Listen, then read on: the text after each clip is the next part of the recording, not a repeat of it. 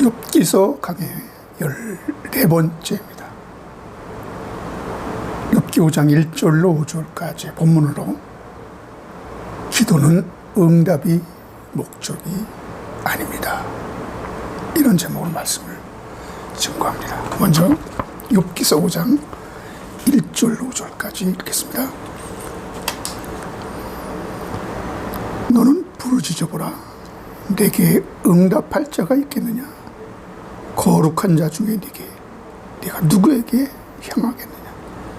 분노가 미련한 자를 죽이고 시기가 어리석은 자를 멸하느니라. 내가 미련한 자가 뿌리 내리는 것을 보고 그의 집을 당장에 저주하였노라. 그의 자식들은 구원에서 멀고 성문에서 억눌리나 구하는 자가 없습니다. 그가 추수한 것은 줄인 자가 먹되 덫에 걸린 것도 빼앗으며 올모가 그들의 재산을 향하여 입을 벌리느니라.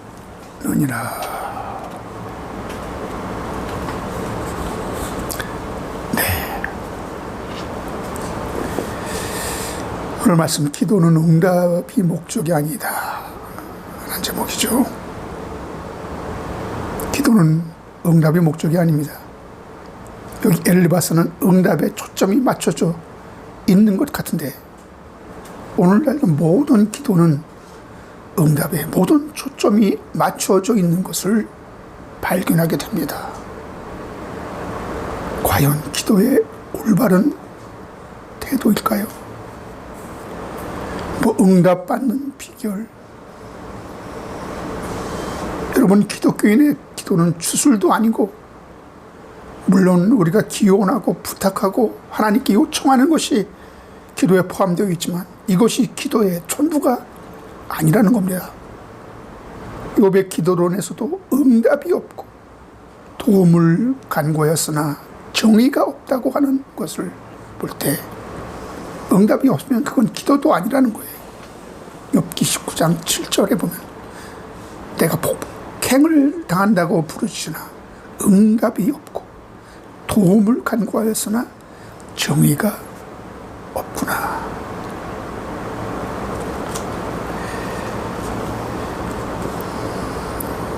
그런데 유독 우리나라의 교회들은 기도가 너무나 극단적으로 주술화되었고 기도 만능주의에 빠진 것처럼 된 지가 오래입니다.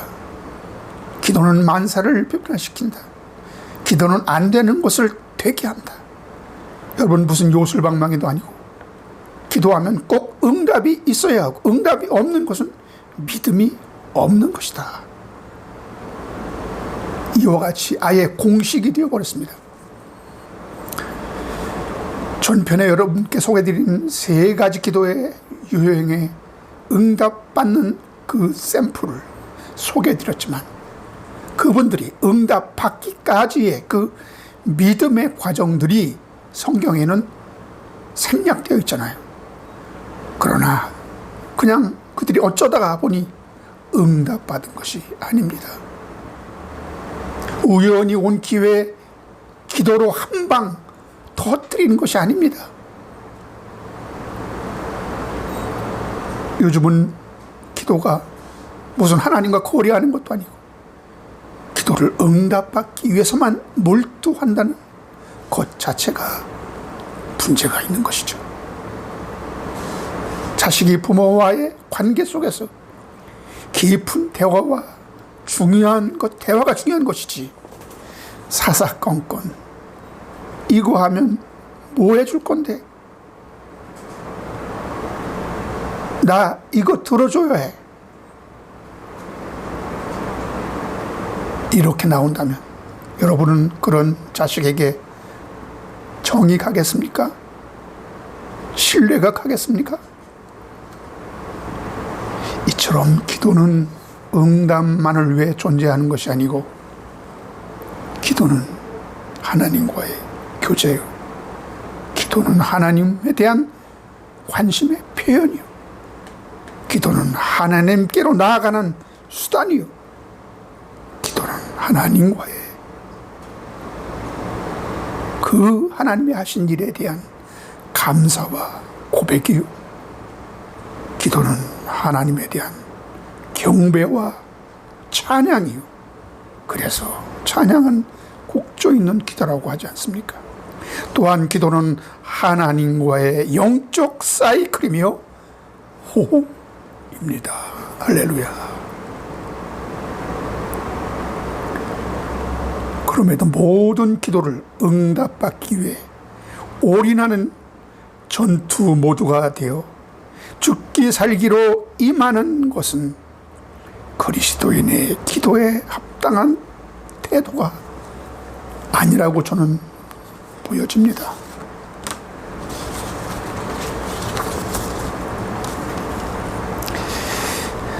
이런 방식으로 응답받게 되면 계속 그런 방식으로만 하나님과 교제하려고 할 거 아닙니까? 그래서 또 제목을 놓고 기도하고 응답받고, 이건 로또도 아니고. 그런데 마치 기도는 응답받기 위해 존재하는 것처럼 되어버렸어요. 이렇게 되면 여러분, 응답이 없으면 마치 보상이 없는 일을 하는 것처럼 죽은 신앙 생활이 되어버리고, 뭔가 현상이 나타나야 내 기도가 효험이 있다는 식이 되어버리는 것입니다. 모든 신앙 생활은 형식적이 돼요. 그저 기도에 올인하는 무속주의로 변질되는 것이 기독교의 신앙, 기독교적인 기도가 아닙니다. 자식이 무슨 대화를 하면 부모가 꼭 보상을 해줘야 한다는 논리는 보상주의이며 무속적인 것입니다.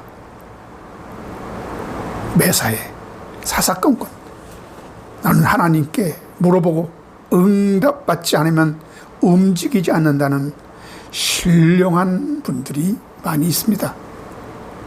여러분, 사사건건 하나님께 묻고 행동한다. 얼마나 신령하고 기특한 신앙처럼 보입니까? 그런데 이런 식의 기도 습관은 잘 믿는 신앙처럼 보일지 모르나 한마디로 철부지 신앙입니다. 하나님도 아마 이런 신앙 원치 않을 겁니다. 여러분의 자녀가 스스로 무슨 일을 알아서 판단하지 못하고 매번 모든 일을 부모가 일러 줘야 움직인다면 그건 뭔가 성장에 문제가 있는 거 아닙니까? 이런 성향을 좋게 말하면 남자는 사사건건 엄마에게 물어보고 허락받고 모든 것을 하는 사람을 뭐라고 부릅니까? 마마보이라고 부르는 겁니다. 그렇게 길들여지는 것을 우리는 흔히 가스라이팅 당했다고 합니다. 여러분은 하나님에 의해 가스라이팅 당해서 그렇게 열심히 기도하는 것이 아니잖아요. 이렇게 말씀할 수 있습니다. 예수님도 기도하셨고 응답 받았지 않았느냐? 그러면 여러분, 예수님은 응답을 위해 기도한 적이 얼마나 몇 번이나 있었나요? 생각해 보려고 해도 잘 생각이 안 나는 겁니다. 그분은 응답을 위해 기도한 것이 아니라는 것을 알 수가 있죠. 하나님 아버지와 그냥 대화하신 것입니다. 일상적인 대화를 기도로 표현하신 것입니다. 기도는 하나님과의 대화예요. 소통이에요. 뭘 달라고 졸라대는 거, 이것만 우리는 기도라고 생각하는데 천만의 말씀입니다. 그분은 늘 하나님과 대화하셨고 의견을 교환하시고 소통하시고 하시는 분이십니다. 이런 것이 소위 말하는 기도란 말입니다. 그리고 무엇을 요구하는 것은 아마도 요한복음에 창세전에 아버지와 가졌던 영화를 지금도 갖게 해달라고 기도하시는 것이 있고, 매사에 하나님께 감사하는 기도를 드린 것입니다. 뭘 허락받고 뭐 맨날 그렇게 물어보고 응답받고 움직이지 않았습니다. 유일하게 무엇을 요구한 기도가 한 번 있는데, 여러분 십자가 앞에서 소위 겟세마네 동산에서 이 잔을 그냥 지나가게 하옵소서, 이 기도를 3번이나 하신 것을 알 수 있습니다. 그런데 응답이 있었습니까? 성경에는 응답이 없는 것으로 나옵니다. 그러나 저는 분명히 응답 받았다고 믿는 건데요. 여러분, 응답이 없는 것은 거절하셨다는 거잖아요. 그럼 이 거절도 응답입니다. 다시 한번, 거절도 응답이다. 응답 없음도 응답이라는 거예요. 그런데 우리는 어떻게 하죠? 응답 받을 때까지 하잖아요. 그래서 무속적이라는 겁니다. 막무가내식이라는 겁니다. 여러분, 인디언들이 비 오게 해달라고 언제까지 기도합니까? 비 올 때까지 하잖아요. 그들의 기도는 언제나 응답이 있는 거예요. 왜? 응답이 목적이기 때문에. 그러나 우리 기독교인은 그것이 아닙니다. 성경에 그렇게 해서 결국 응답 아닌 응답을 받아낸 자가 있습니다. 그가 누굽니까? 발람 선지자입니다. 그가 하나님이 계속 거부함에도 불구하고 얻어낸 것은 응답받는 기도의 비결로 오늘날도 회자되고 있는데요. 신을 굴복시키는 것, 신은 인간의 욕망 앞에서 결국 허락하신다는 이러한 것이 기도의 비결이에요. 이건 허락이 아니라, 그래, 그럼 그렇게 네가 원한다면 내가 말리지 않을 테니까 해봐. 이것은요, 어린 애가 뜨거운 곳에 손을 넣으려고 하면 부모님은 필사적으로 막습니다. 그런데 그 부모의 말을 듣지 않고 기어이 손을 넣는다면 결국 손을 대게 되죠. 뜨거운 맛을 보는 겁니다. 그리고 정신을 차리는 것입니다. 아, 이것이 아니구나. 하나님은 거절하심으로 그것이 내 뜻이 아니다, 그렇게 경고하시는 거예요. 혼을 내시는 거예요. 정중하게 그렇게 하면 안 되는데 하면서 하나님이 허하지 않는 겁니다. 그러니까 여러분, 무응답도 응답으로 받을 때 우리의 모든 기도는 응답 안 되는 게 없잖아요.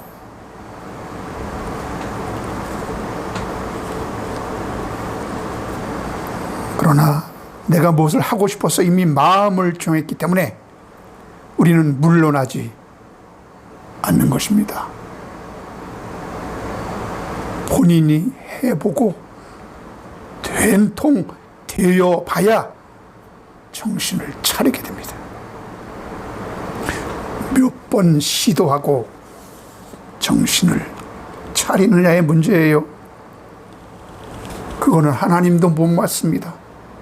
그래서 한번 해보라고, 직접 경험해서 뜨거운 맛을 보라고 허락할 때가 있죠. 그런데 중요한 것은요, 몇 번 해보고 이것이 아니구나, 이 길이 내 길이 아니구나, 하나님이 허락한 것이 아니구나 깨닫고 돌아서는데, 어떤 분들은 그렇게 해보니 뭔가 잘 되더라 이거예요. 뭔가 문제가 풀리더라 이겁니다. 이걸 응답이라고 생각하면서 그 방법을 끝까지 고수합니다.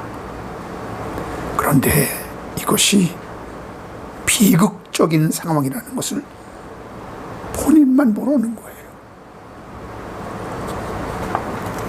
내가 좀 기독교 신앙이 아니라 무속적인 종교 생활을 하는 것을 모르고 있다는 것입니다. 이게 비극이죠. 결국 여러분, 발람은 비참한 종말을 맞이하는 것을 우리가 성경에서 생생하게 목도하게 하셨습니다.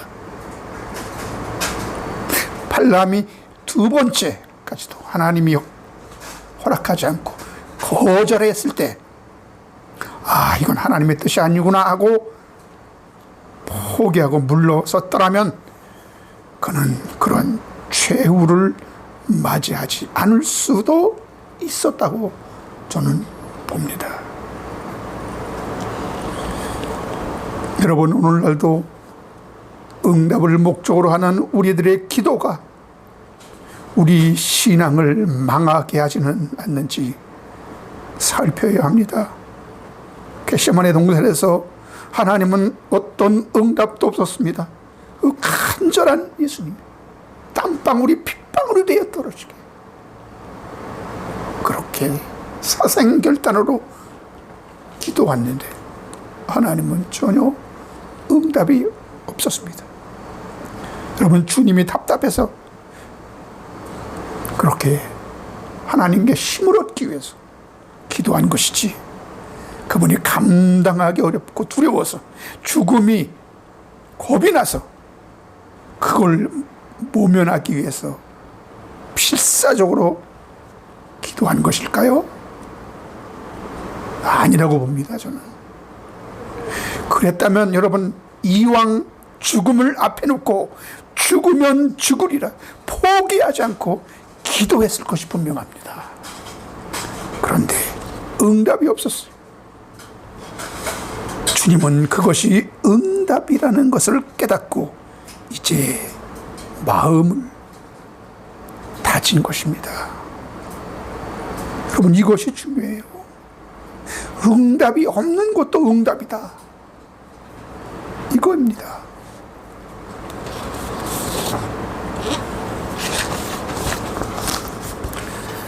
그냥 아버지의 뜻은 이미 정해져 있는데 무슨 응답을 자꾸 받습니까? 그냥 힘주실 줄 믿습니다 하고 가는 것입니다. 이게 믿음입니다.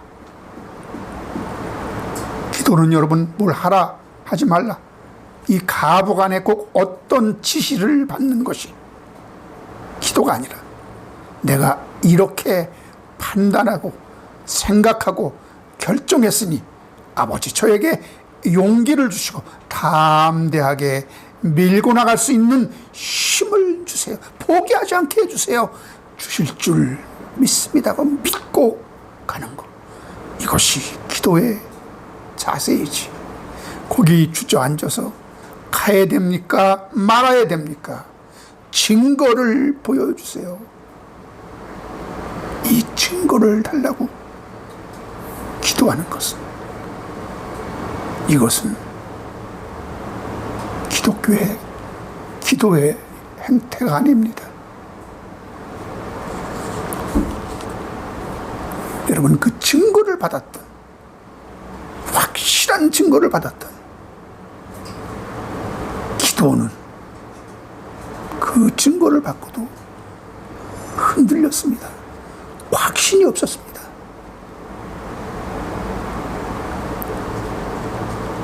그래서 믿음의 기도는 역사하는 힘이 강하다고 하는 것입니다. 답을 다 알고 듣고 가는 것은 믿음의 기도가 아니에요. 믿음이 없으니까, 확신이 없으니까 자꾸 구체적인 답을 지적해 달라고, 가부간에 결정해 달라고 자꾸 졸라대는 거 아닙니까?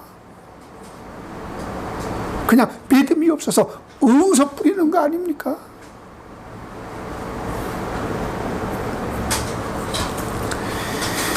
정말 때로는 아주 중요한 결정을 할 때는 기도가 필요하죠. 그런데 모든 답이 성경에 다 있잖아요. 여러분이 어떤 결정을 하든 하나님께는 중요하지 않습니다. 둘 중에 하나를 선택 못하고 저울질하는 것은요, 어떤 길이 나에게 편한지 유익한지 그거 고르려고 하는 거잖아요. 그거 고를 능력이 없으니까 하나님이 그 길을 정해달라고 하는 거 아닙니까? 그거 잘 몰라서 자꾸 하나님께 답을 요구하는 거 아닙니까? 그때는 응답을 달라고 기도할 것이 아니라 성경의 지혜를 알게 해달라고 기도해야 할 것입니다. 성경에 뭐라고 했는지, 이런 경우 하나님은 뭐라고 말씀하셨는지 그걸 깨닫게 해달라고, 알게 해달라고, 그리고 그걸 믿고 담대히 나가게 해달라고, 이런 기도가 필요한 것입니다. 여러분, 성경의 권면을 따르기로 했다면 이대로 하면 됩니다. 성경에 답이 다 나와 있어요. 마태복음 7장 13절 14절 보시겠습니다. 좁은 문으로 들어가라. 멸망으로 인도하는 문은 크고 그 길이 넓고 그리로 들어가는 자가 많고, 생명으로 인도하는 문은 좁고 길이 협착하여 찾는 자가 적음이라. 두 길이 있습니다. 근데 좁고 좀 쉽고 편한 길은 망하는 길이에요. 넓고 사람들이 많이 가는 길은 망하는 길이에요. 죽는 길이에요. 근데 반대로 좁고 협착하고 험해서 찾는 사람들이 별로 없는 그 길로 가면 절대 망하지 않는 사는 길이 성경에 변치 않는 원칙입니다. 원리입니다. 여기 다 나와 있어요. 근데 이대로 하기가 싫거든요. 힘든 거 싫거든요. 어려운 거 싫거든요. 쉽게 가는 법, 이걸 알기를 원하는 거예요.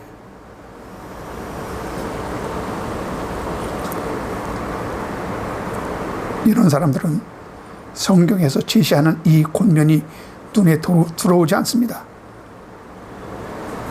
여러분, 인간은 본성적으로 쉽고 편하고 많은 사람들이 가는 그곳으로 가길 원하고 있어요. 그래서 이 자꾸 딴 데로 가고자 하는 그 본능을 억제하고 성경의 권면을 따르기 위해서 기도가 필요한 것입니다. 그래서 하나님은 그 믿음 없는 것이 문제라고 하시지, 여러분이 어떤 길을 선택하든 누구를 만나든 절대로 안 되는 길은 없습니다. 우리가 잘못된 선택을 했으면 그 한 대로 하나님은 깨닫게 하십니다. 그 기준은 이미 성경에 다 나와 있기 때문에, 이 성경이 답을 원치 않기 때문에 자꾸 예언하는 자를 찾아가, 장래를 이야기하는 자를 찾아가서 물어보기를 원하고, 내가 어떻게 했으면 좋은가 알기를 원하고. 여러분, 이미 이런 자들은 그 미래가 정해져 있습니다. 사망이라고 그랬죠.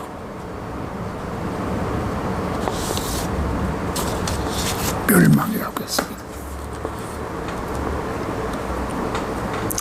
좀 더 쉬운 길로 편하게 믿어보려는 자들, 십자가 지지 않고 그냥 복받고 좋은 대우받고 세상에서 칭찬받고 존경받고 신앙생활하다가 저 천국에 가야지 왜 이 세상에서 굳이 고난의 길을 걸어야 하고 가난한 자처럼 살아야 하고 성공보다는 있는 것으로 족한 줄로 알고 사는 그런 청빈한 삶이 왜 필요한데 난 그렇게 살기 싫어. 세상적으로 성공하면 되죠.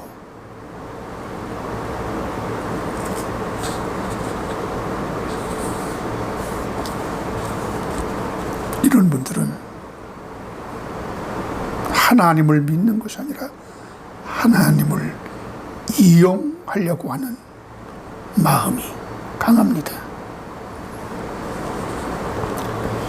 이것은 기독교가 아니라 기복신앙이라고 하는 것입니다. 오늘날 기복신앙이에요. 그래서 여러분, 기도를 자기들의 소원을 들어주는 요술방망이로 전락해 버린 지 오래됐습니다. 그래서 이런 분들은 그 성경에 있는 답이 마음에 안 듭니다. 눈에 들어오지도 않고요. 중요한 것은 이미 내 마음에 답이 정해져 있다는 겁니다. 그리고 기도한다면서 내 마음에 그 생각이 동의될 때까지 그거 하나님이 허락한다는 어떤 그 증거가 조짐이 보일 때까지 기도하는 거예요. 그리고 내가 응답받았다고 하는 겁니다. 그리고 움직입니다.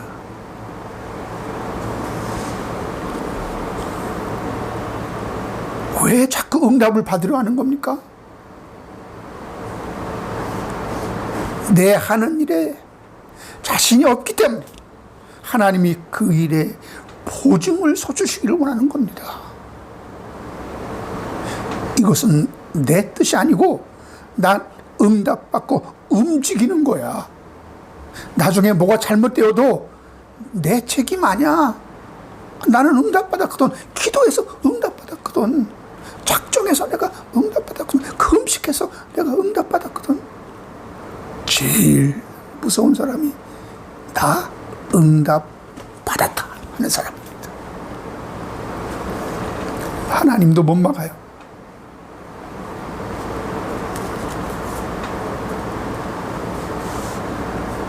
이렇게 마음 한구석에 이런 생각이 있기 때문에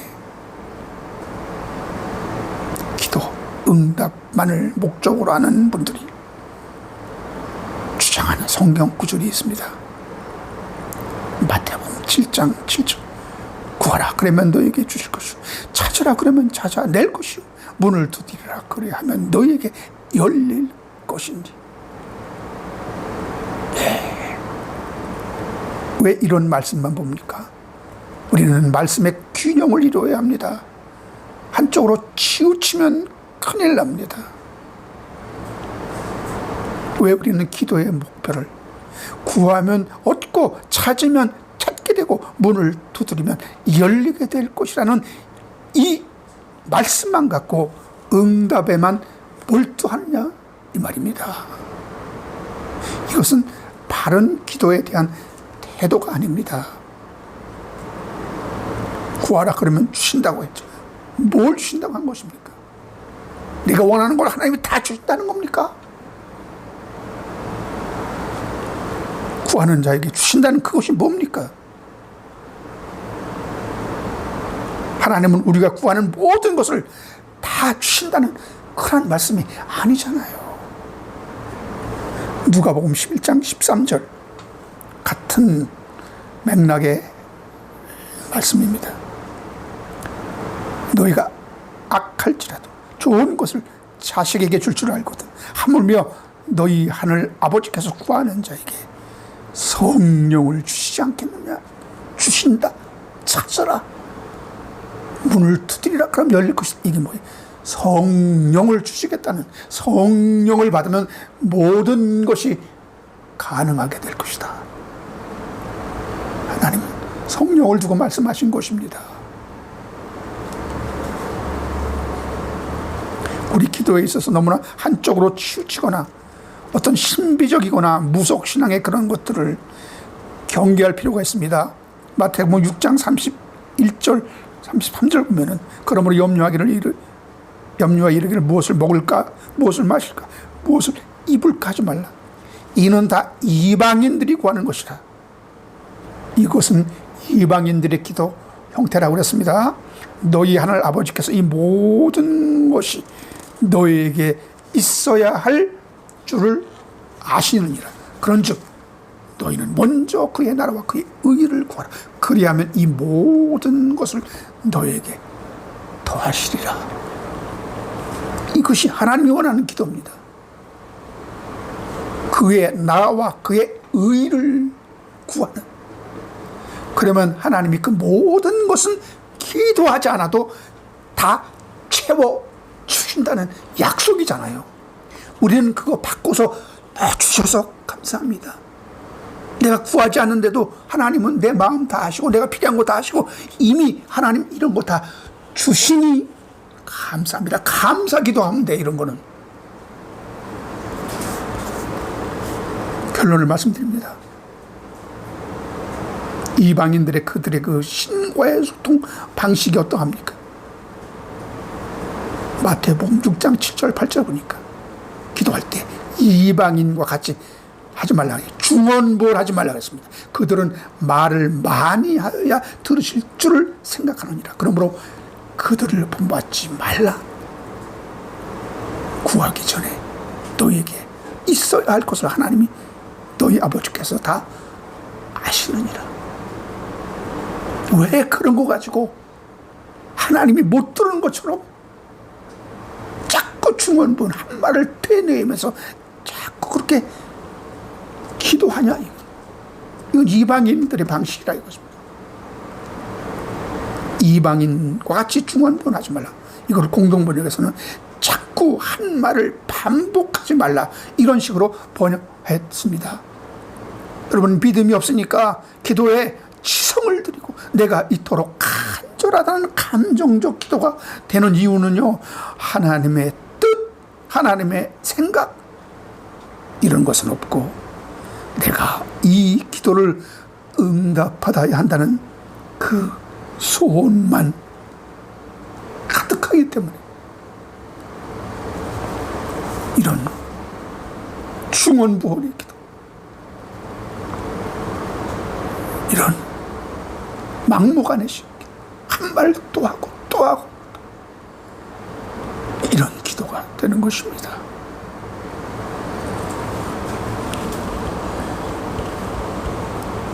이런 분들은 신과의 소통이 중요한 것이 아니라 기도는 응답을 위한 치성을 드리는 것이란 사고방식이 가득 차 있으니 자신을 괴롭게 하더라도 내 소원을 관철시키는 것이 목적이라고 생각하기 때문에 이렇게 되는 거예요. 우리 창조주 하나님이 그런 기도 방식을 좋아하시겠습니까? 아닙니다. 마태복음 6장 7절에 보니까 너희는 그런 식의 기도하지 말라. 그것은 믿음 없는 이방인들의 기도 습관, 기도의 방식이다. 그렇게 주님은 못 바꾸셨습니다. 물론 응답받는 것 자체가 문제가 아닙니다. 그것만을 왜 올인할 때 우리의 소통 방식이 이방인의 막무가내식 그리고 일방적인 기도의 형태가 되기 때문에 그건 곤란하다, 이런 말씀을 드리는 겁니다. 성삼위 하나님이 인간을 창조하시고 아들을 삼아주시는 그 창조의 목적 중에 하나가 소통과 교제인 것입니다. 우리 그 자녀들과 긴밀한 소통과 교제, 그 수단이 기도란 말입니다.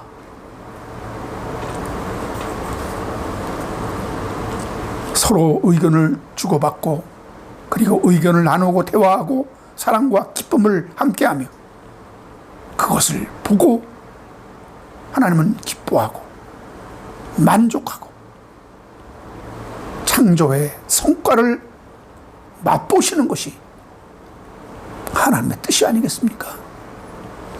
이것이 하나님 아버지의 기뻐하시는 그 뜻이라 이겁니다.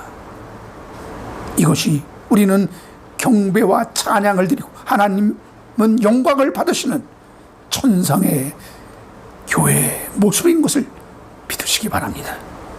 그냥 일방적으로 피조물을 필요한 것을 구하고 신은 그냥 부탁을 들어주는 그런 방식이 아닙니다. 이거는 이방인들의 방식이에요. 이런 엘리바스나 욥이 이 기도론이 잘못되니 하나님을 이상한 분으로 만들게 되는 것입니다. 억지 하나님, 당신의 백성을 돌아보지 않는 그런 하나님, 이렇게 기도론이 잘못되면 하나님을 오해하게 되는 것입니다. 기도하겠습니다. 사랑하는 하나님, 오늘도 귀한 말씀 주셨습니다. 정말 하나님과 소통하는 자 되게 하여 주시옵소서. 하나님과 교제하는 자 되게 해 주시옵소서. 하나님의 마음을 이해하고 하나님을 기쁘시게 하는 그런 신앙생활이 되게 도와주시옵소서. 예수님 이름으로 기도드리옵나이다. 아멘.